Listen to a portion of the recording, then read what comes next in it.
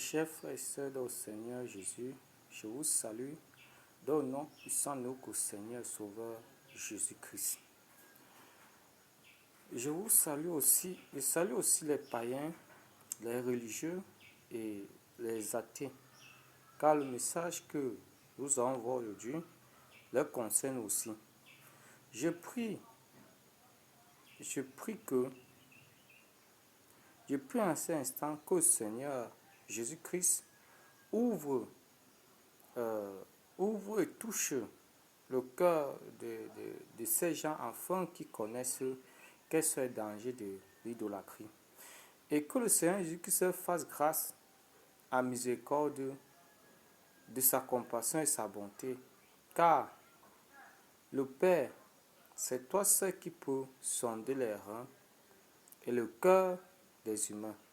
Papa, que ton amour repose sur eux, au nom de Jésus-Christ que je prie. Amen. Bien-aimés, vous savez que Dieu dit dans sa parole qu'il ne partage pas sa gloire avec l'homme ou quiconque. Donc Dieu se met en colère lorsque sa gloire est dissimulée ou dissipée et qu'on donne sa gloire à une autre créature. D'autres créatures comme les démons, les esprits, les hommes, les animaux, les matières et choses que lui. Qu'est-ce que la gloire de Dieu? La gloire de Dieu est l'adoration ou la louange, la prière, la supplication vouée au Créateur de toutes choses, à savoir Jésus-Christ. C'est pour ces raisons que Satan, Lucifer, a été chassé du ciel paradis parce qu'il avait ordonné aux autres anges de chanter des louanges pour lui. Directement, on lui a attribué le nom de fils de la perdition, c'est-à-dire que le maudit. Cette désobéissance lui a coûté un salaire dont il ne pourra jamais payer, à savoir au péché impardonnable. Référence 2 Thessaloniciens 2, versets 3 à 4. Que personne ne vous séduise d'aucune autre manière, car il faut que l'apostasie, c'est-à-dire ce qui est irréparable, péché impardonnable, soit arrivé auparavant et qu'on ait vu paraître l'homme du péché, c'est-à-dire que Satan, le fils de la perdition, l'adversaire qui s'élève au-dessus de tout ce qu'on appelle Dieu ou de ce qu'on adore, jusqu'à s'asseoir sur la chaise de Dieu, se proclamant lui-même Dieu. Donc, nous voyons que l'idolâtrie est le fait d'arracher la place de Dieu dans nos cœurs, temple de Dieu. C'est aussi le fait d'aimer une chose, une personne, un événement, une divinité, un matériel, un animal, plus que Dieu. En effet, l'idolâtrie est le fait de mettre le premier commandement de Dieu en arrière. Le premier commandement de Dieu dit que tu aimeras le Seigneur de Dieu de tout ton cœur, de toute ta force, de toute ta pensée et toute ta volonté. Souvenez-vous que le peuple de Dieu, c'est-à-dire Israël, avait fait un veau d'or dans le désert et ont été frappés par des serpents venimeux.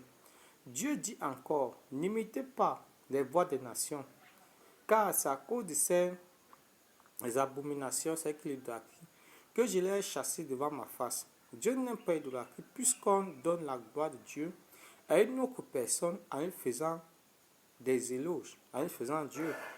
Souvenez-vous que Dieu a dit dans les 10 commandements, vous n'aurez point d'autre Dieu devant ma face, tu ne feras point d'image taillée, ni de représentation quelconque des choses qui sont en haut des cieux, qui sont en bas sur la terre, qui sont plus bas que la terre. Tu ne te posteras point devant elles et tu ne les serviras point.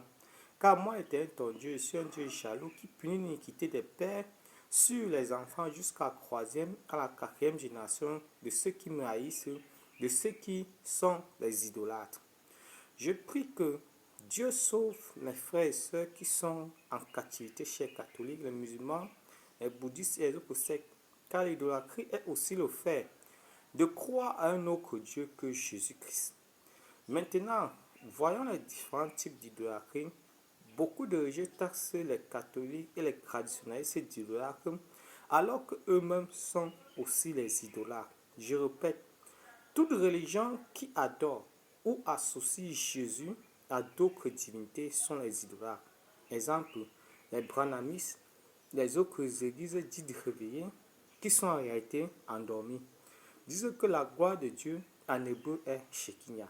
Bien-aimé, faites très attention. La gloire de Dieu en hébreu est Kabor. La gloire de Dieu en hébreu est Kabor et non Shekinah. Si dans ton église on loue Shekinah, sache que tu es en train d'idolâtrer un ange déchu. Un ange déchu, c'est un ange d'Akaba juive. Il est l'un des 72 anges d'Akaba juive. Voici les différents types d'idolâtrie. Nous avons en première position la tradition. Tradition des hommes.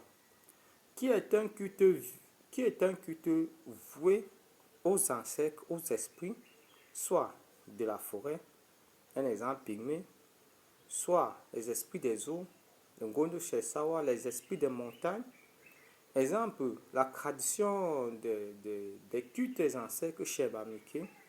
Là, en deuxième position, nous avons la mariologie. La mariologie qui est un culte voué à l'adoration de Marie, mère de Jésus, homme et catholique. Encore une position, la bestialité qui est un culte voué à la vénération des animaux dits sacrés. Exemple, certains Indiens interdits qu'on massacre les vaches. Ça, c'est l'hindouisme. Nous avons en quatrième position la cupidité. La cupidité est le fait d'aimer l'argent plus que Dieu. Ce dernier, animé par l'esprit de Mammon, Dieu de l'argent, est prêt pour avoir de l'argent par tous les moyens, même s'il faut sacrifier une partie de son corps. Exemple, Judas Iscariot était animé par l'esprit de cupidité. La philosophie qui renie complètement l'existence de Dieu, c'est la mère de toutes les sciences. Septième position, c'est le fait des sacrifices. Souvenez-vous que Jésus-Christ est venu annuler les lois sur les sacrifices. Dès lors, comme le disaient les Saintes Écritures, 1 Corinthiens 10, verset 20, je dis que ce qu'on sacrifie, on ne la sacrifie pas à Dieu.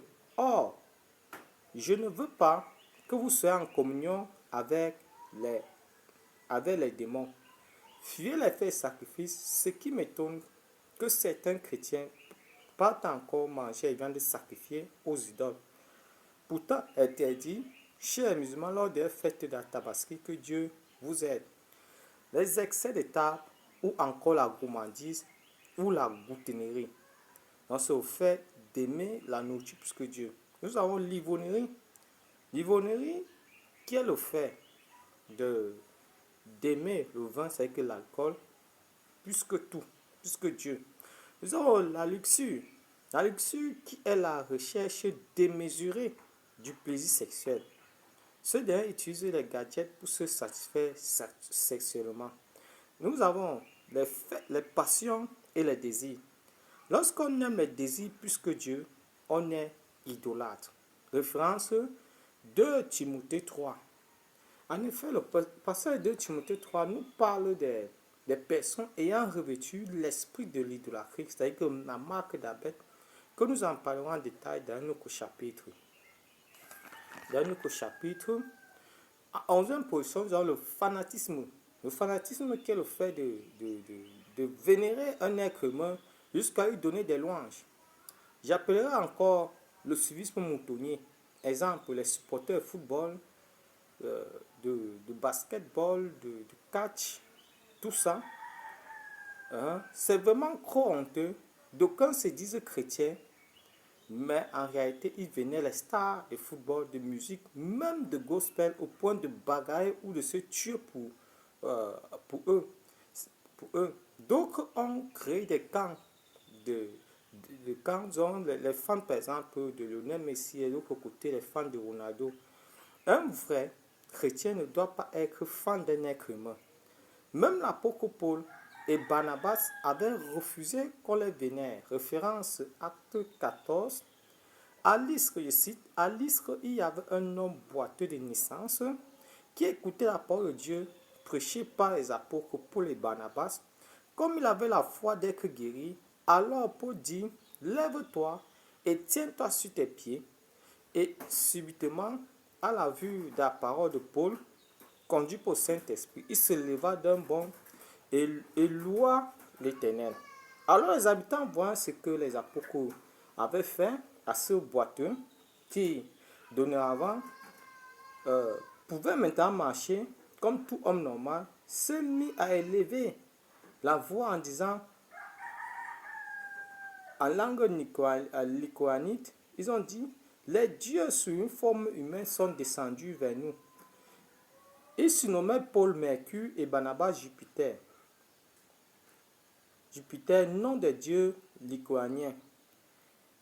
Il vint alors les prêtres de Jupiter qui amena les taureaux pour des sacrifices à l'honneur des apôtres de Christ. Et lorsque les apôtres ont su qu'on devait faire des sacrifices pour les louer, ils ont déchiré les vêtements et se précipitèrent au milieu de la foule en disant, « Hommes, nous sommes des humains comme vous. S'il vous plaît, renoncez à ces choses abominables et tournez-vous vers le vrai Dieu, c'est que Jésus-Christ. » Malgré la supplication de Paul et Barnabas, les Lycaoniens continuaient le sacrifice. Je vous avais dit que tout ce qu'on fasse à l'honneur d'un autre Dieu que Jésus-Christ est de l'idolâtrie. Donc tous les dieux en dehors de Jésus-Christ est une idole. Nous avons en deuxième position la nécromancie. La nécromancie qui est un culte dédié aux morts ou encore le fait d'adresser les prières aux morts. Exemple, la vénération de Marie chez les catholiques. Marie, on sait qu'elle est morte. Ils ont encore une autre vénération qu'on appelle la messe de requiem, c'est que la messe dédiée aux morts.